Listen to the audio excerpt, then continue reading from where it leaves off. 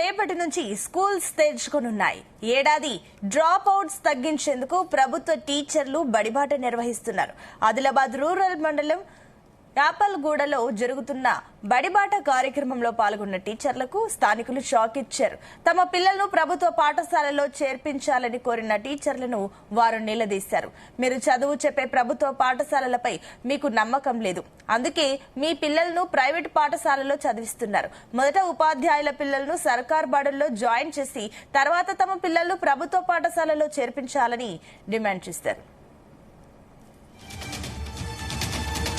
Government స్కూల్లోనే ప్రతి శనివారం నేను మీటింగ్కి వెళ్తా. గంగాన సర్నాడని రాముడు సర్నాడని చెప్తారు, కానీ మీ పిల్లలు మీకే లేదు.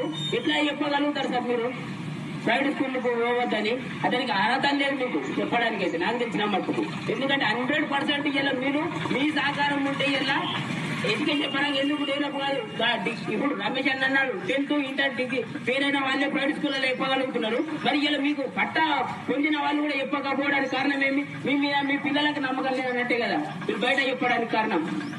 మేము ప్రతి మీటింగ్ ప్రతి దానికి పోతున్నామంటే కారణం ఏమి? ఇలా మీ పిల్లలు ప్రైవేట్ స్కూల్లో చదవడానికి అర్హులు, మా పిల్లలు గవర్నమెంట్ స్కూల్లో చదవాలి. ఎట్లా ఏ కారణంతో చదువుతారు సార్? మీ పిల్లల మీద మీకే నమ్మకం లేనప్పుడు దీని గురించి నేను మస్తుగా మాట్లాడినా.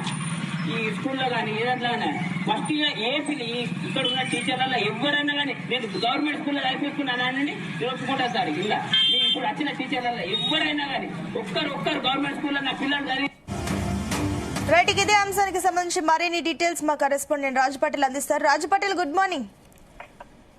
రాజు పటేల్, మనం చూస్తున్నాం అటు ఆదిలాబాద్ లో వినూత్న మనకు ఒక ఏదైతే సంఘటన కనిపించింది, ఇన్ని రోజులుగా లేనిది. సడన్ గా అటు టీచర్లకు షాక్ ఇచ్చారు పేరెంట్స్. మీ పిల్లలు ప్రైవేట్ స్కూల్స్ లో చదువుతారు, మా పిల్లలు గవర్నమెంట్ స్కూల్లో చదవాలన్న క్వశ్చన్ అయితే అక్కడ స్థానికులు రేస్ చేసినట్లు తెలుస్తుంది. ఏంటి సిచ్యువేషన్ ఏంటి?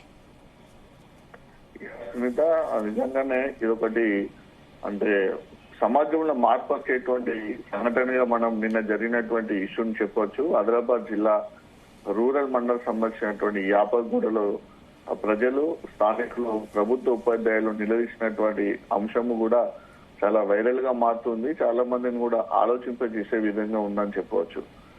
ఎందుకంటే ప్రభుత్వ బడులను బలోపేతం చేయడానికి, విద్యార్థుల సంఖ్యను పెంచడానికి ప్రతి సంవత్సరం కూడా బడిబాట కార్యక్రమం నిర్వహిస్తుంది. బడిబాట కార్యక్రమంలో భాగంగా ఆ గ్రామాల్లో కానీ ఆ మండలాల్లో ఉన్నటువంటి గవర్నమెంట్ స్కూల్ సంబంధించినటువంటి ప్రభుత్వ ఉపాధ్యాయులందరూ కూడా గ్రామాల్లో తిరుగుతూ మీ యొక్క పిల్లల్ని ప్రభుత్వ పాఠశాలలో చేర్పించాలి, ప్రభుత్వ పాఠశాలలో వెల్ ఎక్స్పర్ట్స్, ఎంతో నాలెడ్జ్ ఉన్నటువంటి టీచర్స్ ఉంటారు, ప్రభుత్వ స్కూల్స్ నాణ్యమైనవి, మేము చాలా బాగా చెప్తాము, ప్రైవేట్ స్కూళ్ళ కంటే కూడా ఎంతో ఎక్స్పీరియన్స్ మాకు ఉంటుంది, ఎంతో నాలెడ్జ్ ఉంటుంది, ఎగ్జామ్స్ రాసి ఇంటర్వ్యూస్ కలెక్ట్ చేసుకొని మేము మెరిట్ లో ఉన్న వాళ్ళకే ప్రభుత్వం ఉద్యోగం ఇస్తుంది.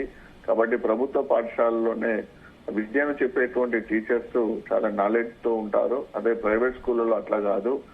డిగ్రీ అయిపోయినా, పీజీ అయిపోయినా, టీటీసీ, బీడీ చేసినా కూడా మెరిట్ తో సంబంధం లేకుండా ఆ స్కూళ్ళల్లో టీచింగ్ చెప్తారు. కాబట్టి ప్రభుత్వ పాఠశాలలో చేర్పిస్తేనే మీకు పిల్లలకు బంగారు భవిష్యత్తు ఉంటుందని బడిబాట కార్యక్రమం భాగంగా ప్రభుత్వ టీచర్లందరూ కూడా ప్రజలు కానీ పేరెంట్స్ కానీ చెప్తుంటారు.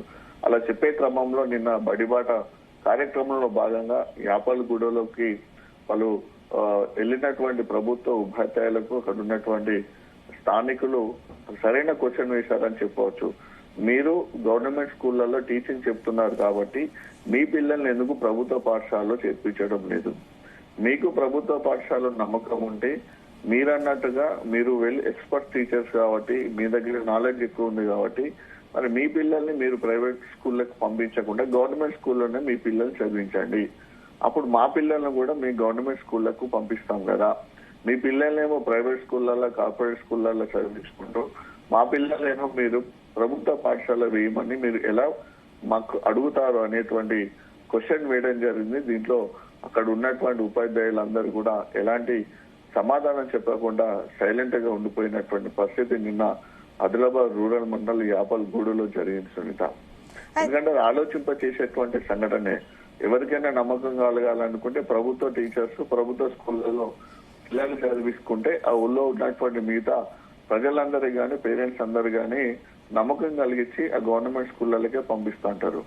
కానీ వాళ్ళు ఉపాధ్యాయులు చెప్తున్న వర్షన్ ఏ విధంగా ఉందంటే, మేము స్థానికంగా ఉంటాం కాబట్టి మేము వేరే టౌన్లలో మండలాల్లో దూరంగా ఉంటాం కాబట్టి అక్కడ ఉన్నటువంటి పరిస్థితులకు అనుగుణంగా మా పిల్లల్ని మేము ప్రైవేట్ స్కూల్లో చదివిస్తామని కూడా వాళ్ళు చెప్తున్నారు. సో అది కాదు, మీరు ఎక్కడ ఉన్నా సరే, మీరు మండల్లో ఉన్నా, డిస్ట్రిక్ట్ హెడ్ క్వార్టర్లు ఉన్నా, మండల్ హెడ్ క్వార్టర్ ఉన్నా, అక్కడ కూడా గవర్నమెంట్ స్కూల్స్ ఉంటాయి కాబట్టి ఆ గవర్నమెంట్ స్కూల్లోనే మీ పిల్లల్ని చదివించవచ్చు కదా అంటారు. అలా కాకుండా స్థానికంగా ఉండాలి కదా. మీ జాబ్ ఎక్కడ ఉంటే మీరు అక్కడ స్థానికంగా ఉంటే స్థానిక స్కూళ్ళలో చదివించుకుంటే మీ పిల్లల్ని చూసి మా పిల్లలు కూడా మోటివేషన్ అవుతారు. అరే, మీ బల్లో చదువు చెప్పేటువంటి ఉపాధ్యాయులు, టీచర్లు వాళ్ళ పిల్లల్ని అదే బల్లో చదివిస్తున్నారు కాబట్టి మీరు కూడా వెళ్ళండి అని మా పిల్లల్ని కూడా మేము మోటివేషన్ చేసి పంపిస్తామనేటువంటి సంభాషణ అయితే నిన్న అక్కడ జరిగింది. అది చాలా ఆలోచింపజేస్తుందని చెప్పవచ్చు. అంటే కేవలం మనకొకటి ఇప్పుడు ప్రభుత్వ స్కూల్స్ అనే కాకుండా ప్రభుత్వ వైద్యానికి సంబంధించినట్టు కూడా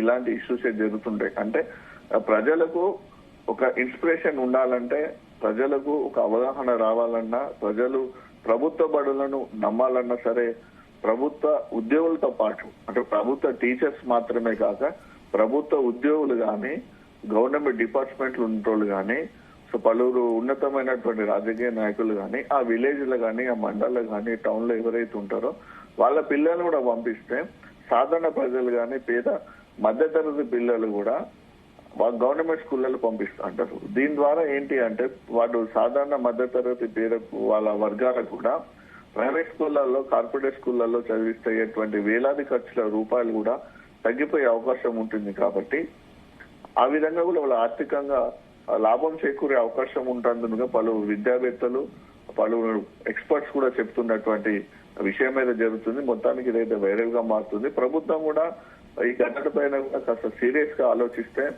నిజమే ఇలాంటి అంటే అవగాహన కార్యక్రమంలో భాగంగా ఇలాంటి సిచ్యువేషన్స్ ఎదురైనప్పుడు దీన్ని సీరియస్ గా తీసుకొని గవర్నమెంట్ స్కూల్లో చెప్పేటువంటి టీచర్స్ పిల్లల్ని గవర్నమెంట్ స్కూల్ కి పంపిస్తే మిగతా పిల్లలు కూడా ఇన్స్పిరేషన్ ఉంటుంది. కాబట్టి అప్పుడు ప్రభుత్వ పాఠశాలను బలోపేతం చేయొచ్చు అంటున్నారు. ఇప్పుడు కోట్లాది రూపాయలు పెట్టుకొని ఇంటిగ్రేటెడ్ స్కూల్స్ అన్ని దాదాపు ఇప్పుడు అన్ని నియోజకవర్గాలు కూడా 220 కోట్లతో ఇంటిగ్రేటెడ్ స్కూల్స్ కడుతున్నారు.